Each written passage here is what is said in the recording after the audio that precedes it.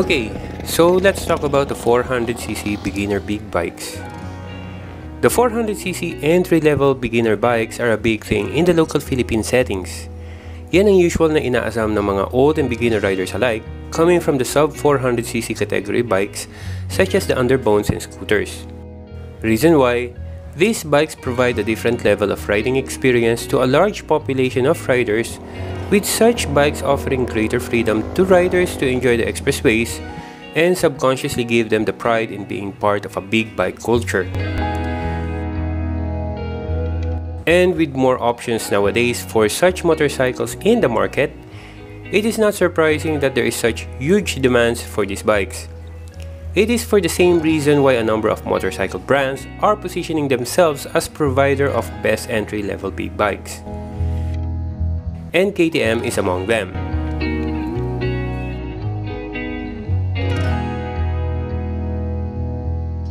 The KTM 390 series is the brand's offering for entry-level starter big bikes available locally in the Philippines. The RC390 is KTM's dedicated model in the sports bike category. The RC stands for race competition, so it's quite obvious where the inspiration is coming from. The DUKE390, on the other hand, takes inspiration from its bigger sibling, the 1290 Super Duke R. It is KTM's supermoto disguised as a naked bike.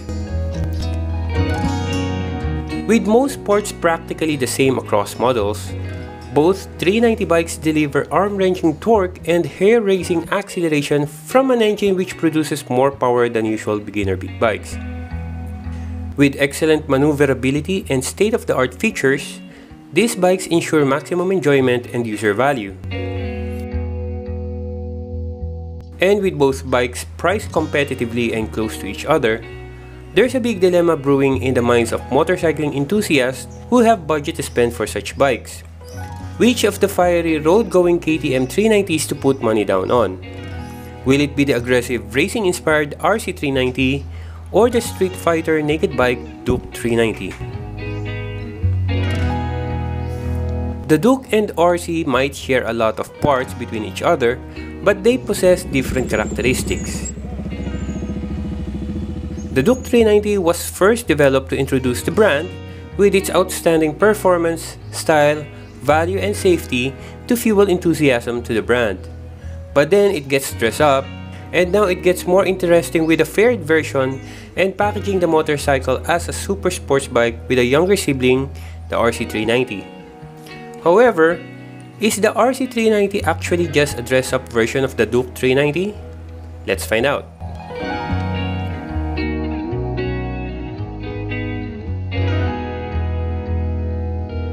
The Duke's minimalist styling that continues with the same aggressive Street Fighter styling inspired by the bigger 1290 Super Duke R grows over you with time.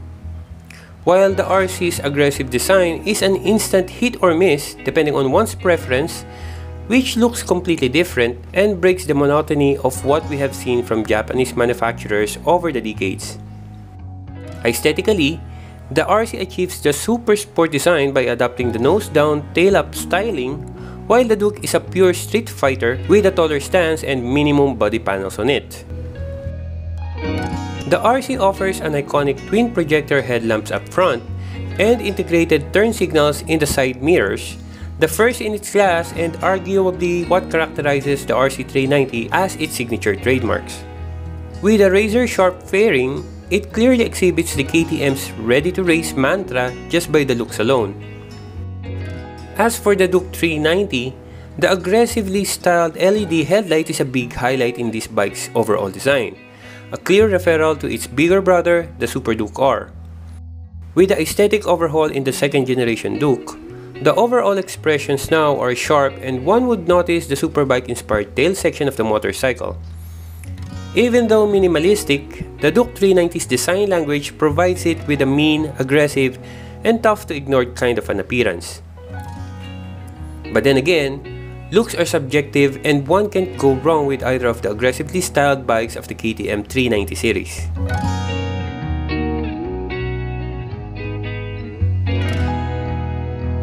Powering these motorcycles is the same 373cc single-cylinder engine producing 44 horsepower, with the Duke getting a slightly more torque of 37 Nm compared to the 35 Nm of torque of the RC390 at the same RPM.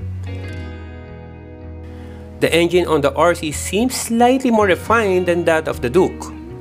What this means is that with a slightly higher torque, the Duke will get the advantage and take the head away with ease, jerking its way to the front.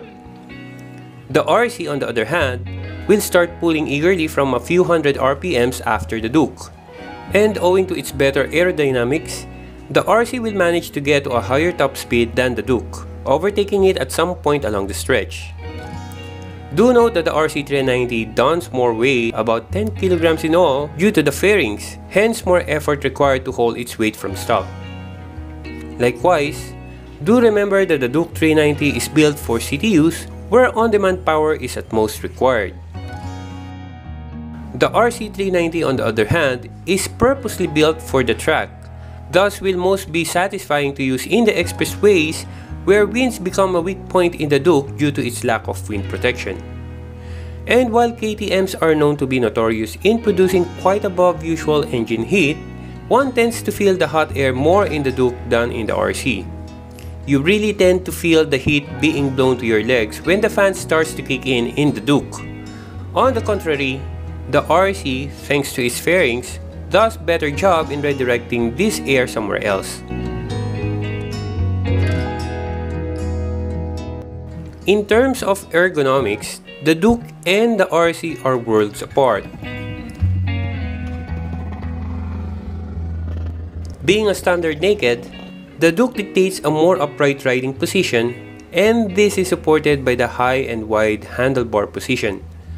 The more relaxed position of the foot pegs makes riding the Duke a fairly easy and comfortable affair, where the riding position gives a good view of the roads ahead. On the other hand, the RC's crouching forward riding position won't go down too well with riders who like to be seated upright. Its aggressive riding position is more committed and more focused, with its full fairing and weight forward position making the RC feels more planted to the ground, especially at high speed. Also, at higher speeds, the RC's aerodynamic fairings protect itself from wind blasts, thus feeling more planted on the highways in comparison to the Duke, which struggles to find composure in crosswinds due to its lack of wind protection. That is why it tends to be more tiresome riding the Duke in the expressways as compared to the RC. Likewise, when it comes to dynamics, the RC has more race-tuned settings with a 25mm less travel at the front to give more steering feedback, with steering geometry being sharper with a lower trail and shorter wheelbase for better agility and less resistance to changing directions. It has a higher subframe, very low clip-on handlebars, longer fuel tank, and rear bias foot pegs, which makes getting your knee down and scraping pegs a much easier task. All this being said, the RC is more responsive to direction change at high speeds as compared to the Duke, with the bike leaning in with the slightest shift of weight into a corner. This makes the RC an excellent bike when carving corners. However, the opposite can be said in less than ideal traffic situation, where the agile and flexible DUKE390 takes the lead. After a while, the forward-leaning posture of the RC starts getting to your shoulders and wrists, and soon you would start missing the much more upright and comfortable seating of the Duke.